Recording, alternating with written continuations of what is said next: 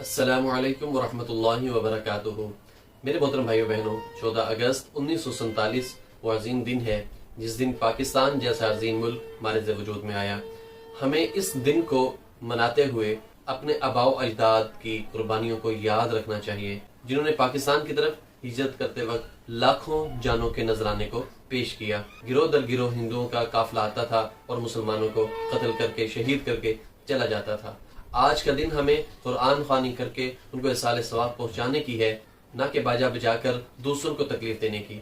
आप मेरे बैकग्राउंड में भी सुन सकते हैं कि गली में किस कदर बाजों का शोर है, जिसकी वजह से हमसायों को कितनी कोफ्त होती है, कितनी तकलीफ हो रही है। खसूसन एक बुजुर्ग हैं जिन्हें बहुत ज्यादा शोर से इरिटेशन हो रही है, उनकी तबीयत खराब हो रही है। अभी कुछ चंद दिन पहले वो हॉस्पिटल से डिस्चार्ज होकर आए हैं। खुदारा बच्चों को ऐसी चीजों से इज्तनाब करवाएं, बच्चों को तालीम दें, बच्चों को सिखाएं कि इस दिन को हमें कैसे सेलिब्रेट करना चाहिए।